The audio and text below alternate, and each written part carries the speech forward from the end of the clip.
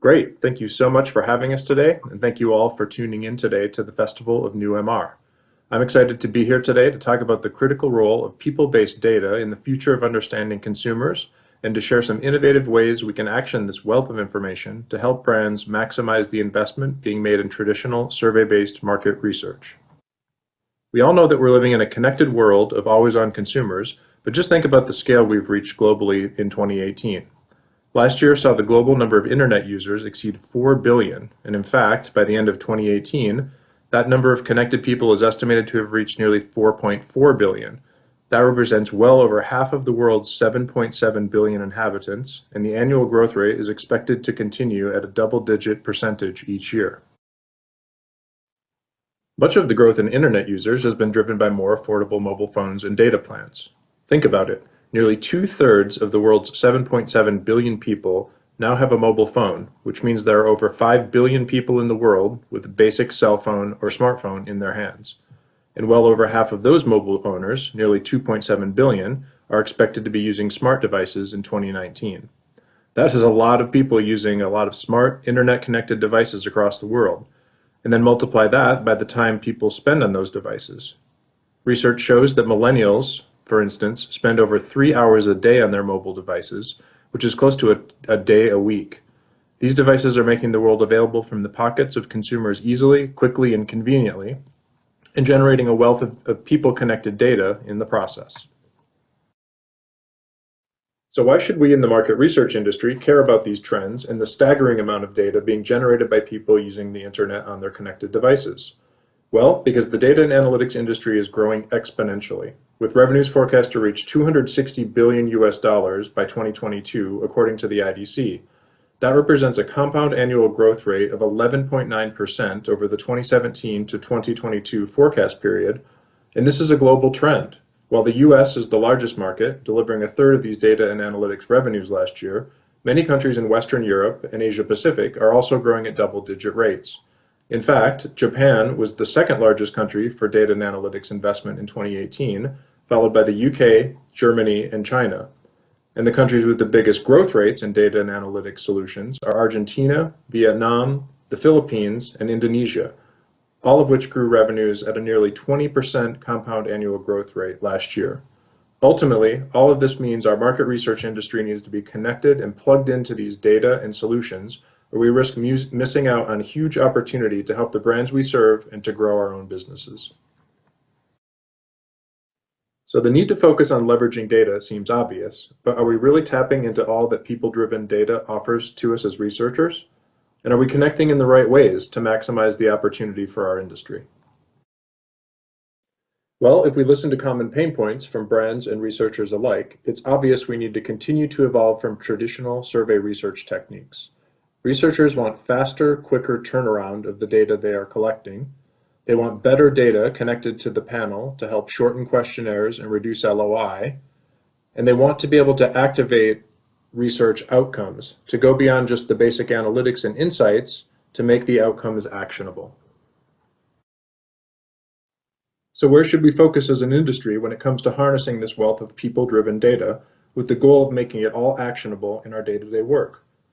Where should we be looking for competitive advantage and to ultimately maximize the investment being made in the research? We think there are 3 key areas that, as an industry, we can focus on for the future. So today, we want to discuss ways that you can now add data to market research in an efficient, timely, and cost-effective way. First, we'll cover exploration and search and the ability to use data that already exists. Think of it as finding answers to questions before you even need to ask them. Second, we'll look at data connections to tie us into the wealth of data available beyond primary research data collection, along with some innovative ways of collecting and connecting data to build a richer, people-based profile. And third, we'll tie it all together with how we can truly make research data actionable through media activation or targeted ads served directly to people-based audience segments. So on to our first focus area, exploration and search. I'm sure most of you are familiar with starting the research process by writing a questionnaire. This might be considered in line with your own customer data, and especially when it comes to tracking projects, might build from previous surveys, but often we're accustomed to getting down every question on paper, including the standard age, gender, and location screener questions. But what about the data that's already out there? By pulling on a library of permission-based datasets, the findings can be rapid, all before we even start to write the questionnaire. Not only does this give us data up front, it can help tailor the questionnaire to what really needs asking and eliminate repeating questions that might already have been answered. Why run a survey if you can already access the data? You might be confused to hear us saying this, but it does make a lot of sense in this new landscape. Not only does it give us savings on time and budget, but it also frees us up to make more informed decisions faster. What's more, knowing what consumers have said about a brand or category before, or if the consumer's feedback lines up with goals and revenue targets, can complement a brand strategy. As we said, it means a survey only needs to cover what consumers haven't already said, and you can also reach a broader scope of data by seeking out what else is out there beyond the staple questions one survey might include through being informed from the outset. There's a range of ways to do this, and they come with a range of different names: quick answers, incidence rates, mini polls, or data matches. Whatever the name or tool you use to search and explore, this approach leverages existing insights to make researchers and brands more nimble and informed. So what does this look like in action? Let's take a look at an example of Kantar's marketplace search tools that offer access to results from single question polls and quick turn surveys that are launched every day, either across your own organization or across our public marketplace of questions and answers from our panel network. This means we hold data representing the opinions and attitudes of customers to thousands of questions to be explored. Well, what if you could access that information with the simplicity of a keyword search, or even launch your own question and get the results in a matter of hours? Here's a case study example of how it works in the context of a client agency pitch. Faced with a big prospective pitch, our client needed to quickly answer awareness questions about luxury skincare brands without conducting a full-blown research study. Specifically, they wanted to keep prices low and deliver insights fast, including the delivery of results weighted to nationally representative sample. Their question was simple. Our FMCG skincare client is looking to understand brand purchase behavior in the category in the Greater China market, so what does that look like over the past 3 months? This could have turned into a lengthy debate about the questions to ask and the sample size to pick, as well as the design time for a survey. Instead, they tapped into Lightspeed's quick search and polling tools and were able to get immediate answers. In using this approach, the client was able to draw, quickly and on demand, on connected consumer databases to get to the truth about their market and audience of interest. And once this insight was in place, they were in a position not only to pitch to the brand, but to also more accurately and efficiently tailor a broader research survey for the larger project that followed. And while this is a simplified example of how search can benefit our work, you can see how an overall exploration strategy, tapped into the right data with the right tools, can speed up the research and drive better outcomes. Okay, so now on to our second focus area, leveraging data connections through matching, linking, and collecting new attributes in innovative ways to build people-based data profiles at our fingertips. As we noted earlier, with more than 4 billion people online worldwide, there's no shortage of data to be connected and linked to people-based profiles. There are numerous sources of demographics, web and mobile behaviors, content interests, purchase transactions in traditional retail and in e-commerce, and ailment data, just to name a few. Through the matching and linking in privacy-compliant ways, we can connect our research panels and survey data to other insight sources, ultimately connecting the things people actually do to their attitudes and perceptions, giving us the ability to look at both the buy and the why side of the equation. All of this online and offline data, coupled and matched with our survey research data, gives us the ability to connect it all together to paint a full picture of the individual person, consumer, patient, and customer. At the same time, it's critical to understand how to connect across the key data source types and to consider privacy implications of each, especially considering strong worldwide data protection regulations like GDPR in Europe and evolving state laws in the US like the upcoming California Consumer Privacy Act, which is likely to be followed by other US states in short order. So let's talk through the different types of data. First, first-party data is the valuable data collected by a brand or a panel owner like Lightspeed, and it typically comes along with a wealth of matching options like names and addresses, email addresses, cookies, or mobile device IDs. Second-party data, you can think of as basically connecting to somebody else's first-party data that they have permission to share directly with you or a brand as a partner. And then importantly, third-party data is a really useful type of data where there are usually multiple privacy-compliant sources aggregated together to create a scaled database such as demographics and other data segments that we've previously discussed that can be matched back to first and second-party data sets to enhance them for a variety of analytics and other use cases as we've discussed here today. All of this comes together in a people-based picture of the consumer, customer, or patient that we seek to understand for our brands. It lets us as researchers look at their surroundings in their day-to-day lives, from where and how they shop to more generally how they approach life in terms of priorities, affinities, and attitudes. Appending all this data might sound complex, but once you have the operational capabilities for matching and linking in place, it brings the important human element to research with all of the associated data, bridging the qualitative and quantitative approach to more deeply understand the person at the other end. Ultimately, this helps brands identify areas for growth, retention, and more, and lets them truly speak to consumers as people. Okay, what about some innovative ways to connect more attitudinal data beyond the traditional survey? In its most basic form, this could be asking for open ends to be answered by video, or by posing a survey through chatbots or voice-activated devices. We have seen great success in these areas to date, with more sensitive topics being answered more openly and in more detail through a chatbot or in a recorded video. Emotional coding tools are also emerging, capturing data points around response from facial expressions and gestures. And back to our 2.7 billion smartphone users that we've talked about earlier, there are numerous data capture tools that we can be leveraging, including mobile-based surveys and opt-in mobile device metering. Adopting emerging tools gives us access to even more expanded data that couldn't be captured in a traditional online survey, and has the promise to open up even deeper insights in our marketing research projects. Okay, finally, let's look at our third and final focus area, activation. Your data can also be quickly and easily activated in digital channels by taking your audience segments defined through surveys, through a modeling step, creating a scaled-up group of consumers online for targeting digital ads or other messaging in display, video, addressable TV, and other digital channels. Activating against attitudes and motivations uncovered through survey research unlocks new opportunities for targeting and personalization, ultimately maximizing the advertising spend to be more targeted and therefore more effective, yielding greater results for marketing efforts and increasing advertising effectiveness and ROI. What's more, this approach can breathe life into existing segmentations or brand tracking research as they stand today, as these survey-based tools can be easily and quickly activated in digital channels when you need to solve for the ever more common request to make my research actionable. Okay, so how does activation work? Overall, survey-based audience activation is the process of making a specific target audience available to a digital platform or ad network for ad serving or other messaging. So let's walk through the process. First, after a segment has been identified through survey or other research, we onboard the segment into a brand's preferred data management platform, or DMP, in order to link the seed segment or segments online. Once we have the seed audiences online in the DMP, a lookalike model is built, effectively creating a scaled-up group of consumers online that are likely to be members of the micro-targeted segment.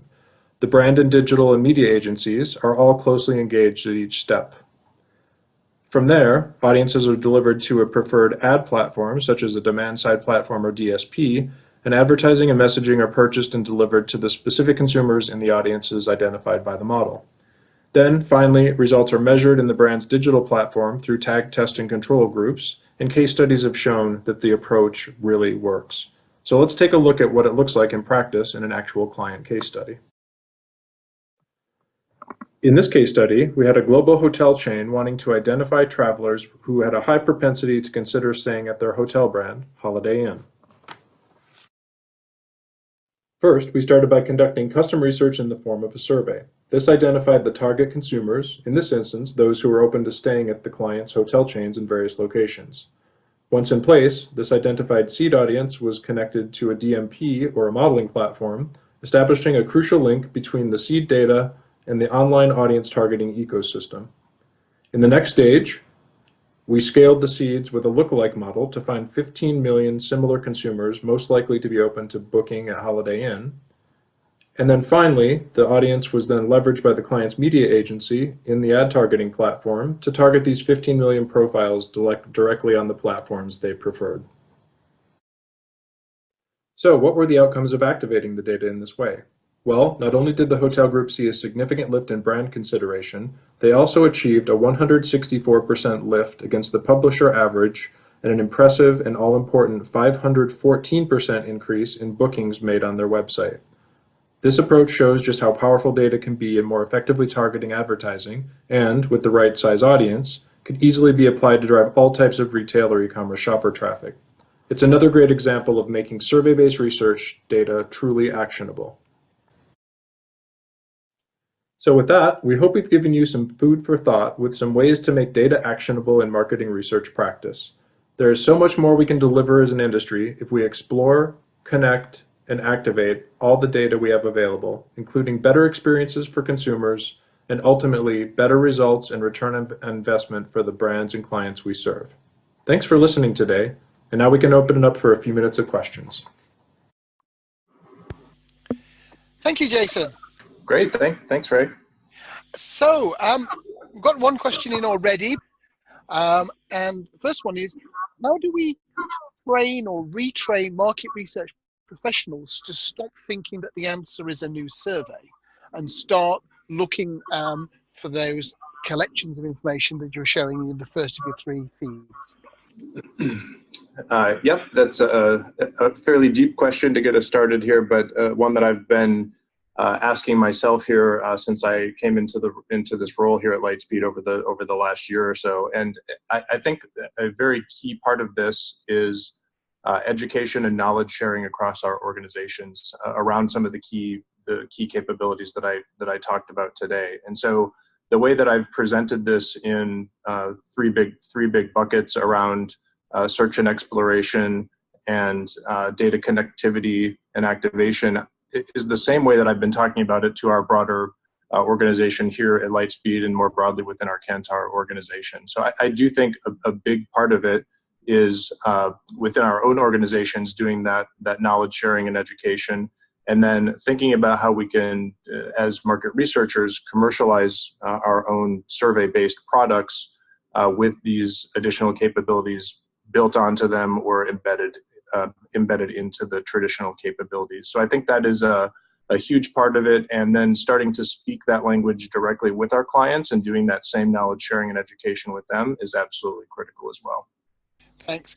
So the activation isn't the logical next step of that process to really blur the lines between research and marketing, and is that inevitable? So I love that. I think that is a great way to say it. We should be thinking about blurring those lines and bringing these disciplines together. And my goal as a leader within the broader Lightspeed organization is to do exactly that. And I think it's very critical that as we do the knowledge sharing and education that I talked about before, that we start to bring those disciplines together and really help our clients think about the logical extension of how to get the best, the best investment that they're, the maximization of that investment that they're making in their research, and making sure that every time we're talking to them about doing a survey project, that we're talking about activation.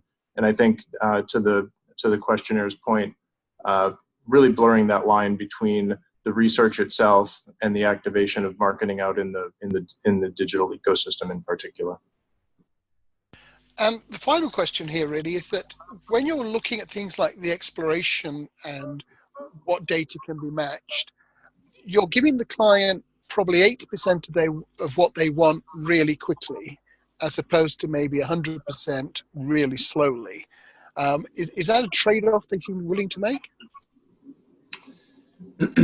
Yeah, I think it probably, it's one of those it depends type of answers, because I think it depends on what the clients are really driving towards. But I actually think that that's the question was phrased nicely, because in many cases the 80% rule can apply, and if we can get to some basic insights that can help drive a client strategy or drive a client targeted campaign, let's say, coming out of a segmentation that they've done through research, and we can get 80% of the way there much more quickly, then that trade-off may very well be worth it. If we can net, say, a target audience that we can go hit with a campaign and drive the right results with that 80% or 90% approach, then it may very well be worth being able to do that in a matter of days or weeks versus the traditional months or even years to do that in a way that gets us 100% of the way there. So I guess it's a long way of saying that